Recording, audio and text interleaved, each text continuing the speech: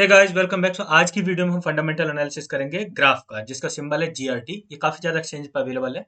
किस तरह से फंक्शन करता है, होल इकोसिस्टम इसका किस तरह से, क्या इसका टोकोनोमिक्स रहेगी आगे जो हम देखने वाले हैं, अलोंग विद दैट कितना पोटेंशियल है इसमें ग्रो करने का। ये सारी चीज हम एस्टिमेट करने वाले हैं इसी वीडियो में। आपको खरीदना चाहिए या नहीं खरीदना चाहिए, इस तरह के आपके सवालों का जवाब भी आपको इसी वीडियो में मिल जाएगा। Before I start the video, अगर आपने अभी तक चैनल सब्सक्राइब नहीं किया है तो आप चैनल सब्सक्राइब जरूर करो and press the bell icon, ताकि आपको सारी अपडेट टाइम पे मिलती रहे। कल की जो वीडियो मैंने पूछा था कि आपको टॉप 10 कौन चाहिए, टॉप 20 कौन चाहिए, तो मोस्टली लोग टॉप 20 के फेवर में हैं, लेकिन कुछ लोगों को सिर्फ टॉप 10 कॉइन ही चाहिए जो अच्छे परफॉर्म करें अगले बुल रन तक। तो इसके लिए मैं जो वीडियो बनाऊंगा वेल रिसर्च, सबका फंडामेंटल एनालिसिस और टेक्निकल एनालिसिस करके किस प्राइस पॉइंट पर बाई कर सकते हो, कहाँ कहाँ अवेलेबल है, इन सारी डिटेल्स को इंक्लूड करके। वीडियो तो लंबी होगी लेकिन उससे आपका काम हो जाएगा। और दोनों ही इंक्लूड कर लूंगा, पहले टॉप 20 बता दूंगा और क्यों वो सेलेक्ट किए हैं वो भी मैं बता दूंगा। अलॉन्ग विद दैट हम टॉप 10 उनमें से सेलेक्ट कर लेंगे, उनमें से कौन से टॉप 10 रह सकते हैं, तो आप सभी लोगों का काम उससे हो जाएगा। तो स्टार्ट करते हैं फंडामेंटल एनालिसिस। अगर आप ग्राफ का बेसिक चीज देखोगे तो बेसिकली मैं आपको थोड़ा सा इसकी डिटेल बता रहा हूँ, फिर इसके टोकोनॉमिक्स पार्ट पे जा रहा हूँ।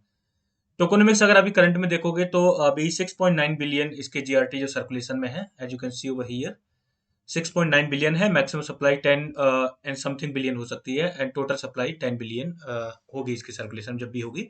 एक चीज ध्यान में रखना कि अभी करंट में इसकी मार्केट कैप 663 मिलियन डॉलर की है, एंड पिछले बुल रन में अगर देखोगे तो अच्छी खासी 5.7 बिलियन डॉलर की मार्केट कैप अचीव कर चुका था।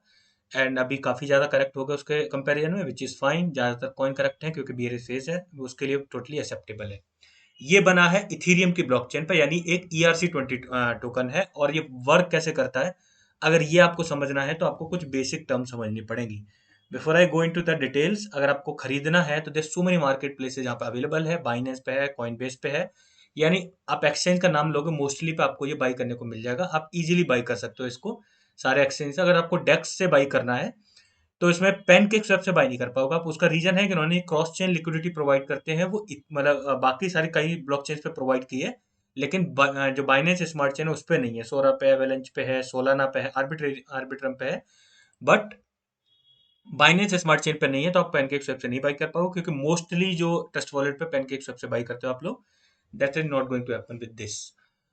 अब थोड़ा सा पार्ट एक समझते हैं कि किस तरह से फंक्शन करता है। इसके फंक्शन करने के लिए आप ऐसा समझ लो, आसान भाषा में समझते हो, अगर आपको कोई डाटा चाहिए, कुछ भी क्वेरी करनी है, क्वेरी करने के लिए आप क्या करोगे, आप गूगल पे सर्च करते हो और उस वेबसाइट पे लैंड अप होते हो, and then you have the query. जो भी आपको जानकारी चाहिए आप वहां से सर्च करते हो।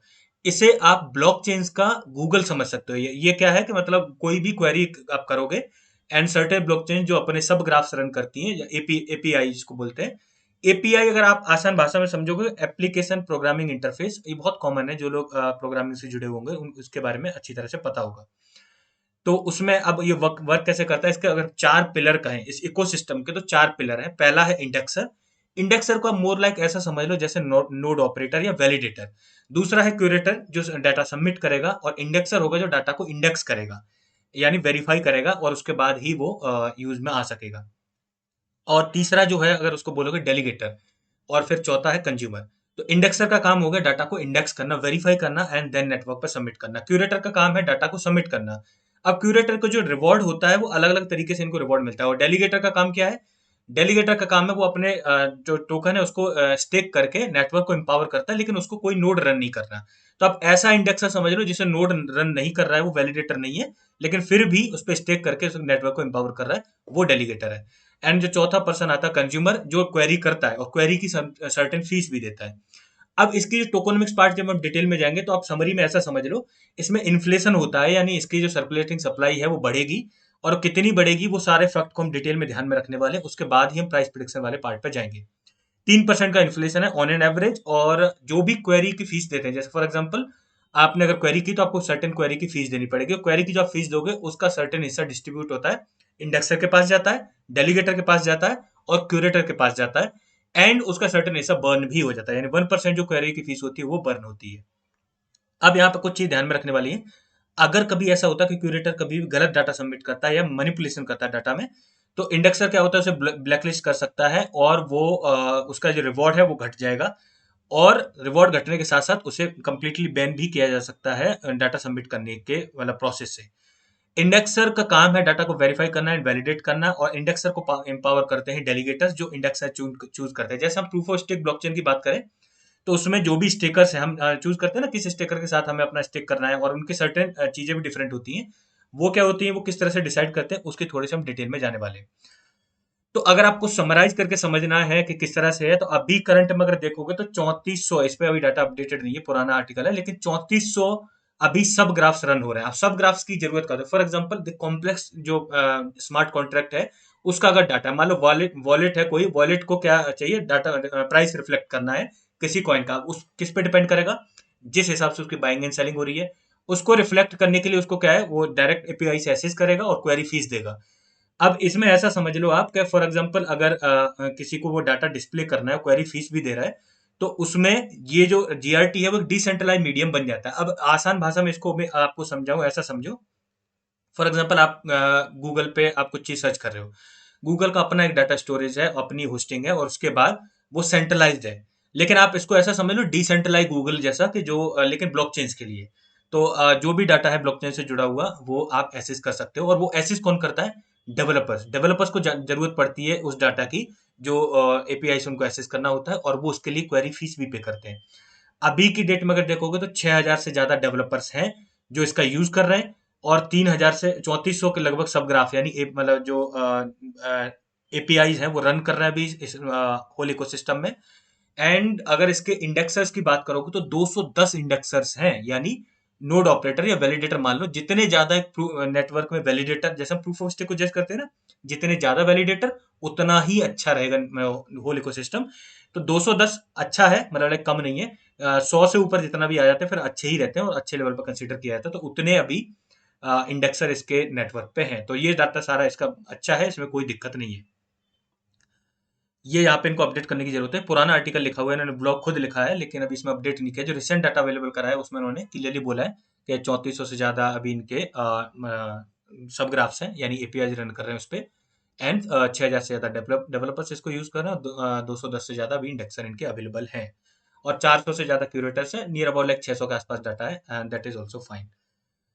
टोटल अभी जो मैंने आपको बता दी, टोटल सप्लाई 10 बिलियन हो सकती है, लेकिन इसमें 3% का एनुअली इन्फ्लेशन होता है, यानी जो एनुअली सप्लाई इंक्रीज हो जाती है। अब ऐसा समझो आप, 2 से 3% तक जो इन्फ्लेशन है विच इज वेरी हेल्दी, और उससे कोई दिक्कत नहीं आती। जब ये इन्फ्लेशन 6-7% या 8% चला जाता है, फिर दिक्कत आती है, क्योंकि सर्कुलेशन सप्लाई इतनी ज्यादा आ जाती है जिससे प्राइस में अप्रिसिएशन देखने को नहीं मिलता। अब यहाँ पे एक चीज और ध्यान रखो कि 3% का एनुअल इन्फ्लेशन है, और उसके बाद डाटा क्वेरी की जो फीस आती है उसका 1% हिस्सा वो भी बंद हो जाता है। और बंद होने का क्या तरीका है, जैसे जब भी ये जीआरटी टोकन को डिपॉजिट करेंगे, जब विड्रॉ करते हैं वहां से, मतलब निकालते हैं, तो उसकी एक सर्टेन फीस है, डिपॉजिट की सर्टेन फीस है, वो फीस भी बंद हो जाती है। और जब भी कोई क्यूरेटर गलत डिसीजन लेगा, या फिर पुअर डिसीजन लेगा, या फिर मिस इन्फॉर्मेशन सबमिट कर देगा, या नेटवर्क को मैनिपुलेट करने की कोशिश करेगा, तो उसके टोकन जब्त हो जाते हैं, जो उस पर वो सबमिट करता है वो भी बंद कर दिए जाते हैं। तो इस तरह का इसका होल मैकेनिज्म। आगे चल के क्या हो जाएगा, जब ये पूरी सर्कुलेशन में सप्लाई आ जाएगी, तो 10 बिलियन जो है इनिशियल सप्लाई हो गई, न्यू इश्यूएंस ऑफ सप्लाई होता रहेगा कितना, 3% एनुअली, और उसके बाद जो बर्निंग भी साथ में चलती रहेगी।